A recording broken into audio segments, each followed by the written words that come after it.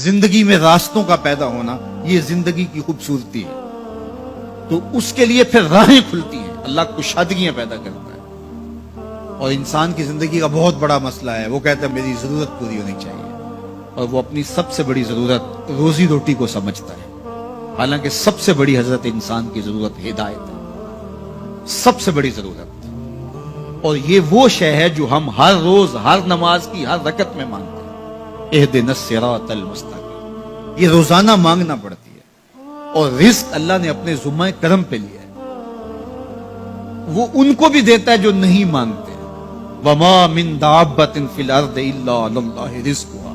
زمین پہ چلنے رینگنے والی کوئی چیز نہیں جس کا رزق اللہ کے ذمہ کرم پہ نہ ہو. ہر شے کا رزق اس کے ذمہ کرم. پتھر کے اندر جو کیڑا ہے اس کو بھی وہ رزق فراہم کرتا ہے. اللہ اکبر. ہم تو کاروبار پہ جا رہے ہوتے ہیں، ہماری تو فیکٹری ہوتی ہے، ہماری تو ملازمت ہوتی ہے، دفتر جا رہے ہوتے ہیں اور ہمیں وہاں رزق ملنا ہوتا ہے. لیکن پرندوں کی تو کوئی فیکٹری نہیں ہوتی، ان کا تو کوئی دفتر نہیں ہوتا. جب صبح چلتے ہیں تو خالی پیٹ ہوتے ہیں، کبھی بھوکے نہیں آئے. بن توکل پنچھی اڑ دے، خرچ نہ پلے زیرہ ہو. کوئی خرچ نہیں لیتے، کوئی راس المال نہیں ان کے پاس ہوتا، کوئی ایک دن پہلے بکنگ نہیں کروائی ہوتی. کوئی فیکٹری نہیں ہے، کوئی دفتر نہیں ہے، لیکن کبھی بھی خالی نہیں آئے. فرمایا اللہ پر توکل کرنے کا جو حق ہے اگر وہ تم ادا کرو تو وہ تمہیں ایسے رزق عطا کرے جیسے پرندوں کو عطا کرے. تو یہ بات ذہن میں رکھیے گا کہ رزق اللہ کا ذمہ کرم ہے. اس کے لیے ہمیں یہ حکم دیا ہے کہ ہم کاوش کریں، اس کے لیے راستے ڈھونڈیں، لیکن اس کو اپنے اوپر طاری کر لینا یہ دانشمندی نہیں ہے. تو اس لیے سب سے بڑی ضرورت حضرت انسان کی ہدایت. اب اگر تقوی اختیار کر لے بندہ تو پھر یہ سب سے بڑا مسئلہ جو انسان نے خود سمجھا ہوا ہے یہ خود بخود حل ہو جاتا ہے. وَمَن يَتَّقِ اللَّهَ يَجْعَل لَّهُ مَخْرَجًا. جو اللہ سے ڈرنے لگ جاتا ہے اللہ راستے کشادہ کر دے گا. وَيَرْزُقْهُ مِنْ حَيْثُ لَا يَحْتَسِبُ. اللہ اس کو وہاں سے رزق دیتا ہے جہاں اسے گمان بھی نہیں ہوتا. یہ تقوی کا عملی نتیجہ ہے. اور یہ وعدہ میرا نہیں ہے، یہ وعدہ میرے رب کا ہے، اور اللہ کے وعدے سچے ہیں.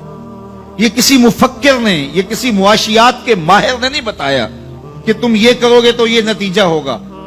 ماہر معاشیات کے مشورے کو ہم قبول کرتے ہیں کہ یار اس نے معاشیات کو پڑھا ہے، اس نے جو بتایا ہے وہ اس کا نتیجہ وہی ہوگا. یہ جس نے معاشیات کو پیدا کیا ہے، جس نے رزق کو پیدا کیا ہے، یہ اس کا وعدہ ہے اگر تم مجھ سے ڈرنے لگ جاؤ گے تو وہاں سے رزق دوں گا جہاں تمہیں گمان بھی نہیں ہوگا. تو یہ تقوی کا عملی نتیجہ ہے.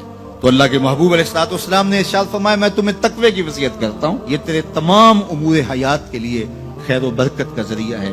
تیری زندگی میں جمال پیدا ہوگا، حسن پیدا ہوگا. تیری دنیا بھی، تیرا دین بھی، تیری معاش بھی، تیری معاشرت بھی، سب میں خوبصورتیاں آ جائیں گی اگر تو اللہ سے ڈرنے لگ جائے. جو اللہ سے ڈرتا ہے پھر وہ کسی سے نہیں ڈرتا. اور اللہ سے ڈرنے اور اللہ سے محبت کرنے اور تقوی اختیار کرنے کا نتیجہ یہ ہوتا ہے کہ انسان پھر لا خوف علیہم ولا هم یحزنون کی عملی تصویر بن جاتا ہے. اچھا، یہ ایک جامع بات تھی جو حضرت ابو ذر رضی اللہ تعالیٰ عنہ کو حضور نے بتائی، لیکن ان کی طلب تھی. موقع ملا تھا حضور کی چوکھٹ پہ حاضری کا تو دامن طلب پھیلایا تھا، تو کہا اب مانگ رہے ہیں تو پھر کم کیوں مانگے ہیں. آج وہ مائل بعطا اور بھی کچھ مانگ، تو آج پھر جھولی پھیلا لی اور کہا زدنی یا رسول اللہ صلی اللہ علیہ وسلم. حضور یہ تو عطا کیا لیکن مجھے کچھ اور بھی ارشاد کیجیے، میری جھولی میں کچھ اور بھی ڈال دیجیے. تو آقا کریم علیہ الصلوۃ والسلام نے ارشاد فرمایا علیک بتلاوت القرآن وذکر اللہ. میں تمہیں دو چیزیں بتاتا ہوں. ایک تو قرآن مجید کی تلاوت کو معمول زندگی بنا لو، اور دوسرا اللہ کا ذکر یہ اپنی زندگی میں اتار لو. جب تم قرآن مجید کی تلاوت اور ذکر الہی شعار حیات بنا لو گے تو آسمان میں تیری باتیں ہوا کریں گے اور زمین میں تیرے لیے روشنیاں پھیل جائیں گی. یہ تیرے لیے زمین میں نورانیت کا سبب ہوگا اور آسمان میں تیرا ذکر پھیل جائے گا. قرآن مجید کی تلاوت، قرآن مجید کے ساتھ شغف پیدا کیجئے اور اپنی زندگی کو قرآن مجید کے ساتھ جوڑ لیجئے.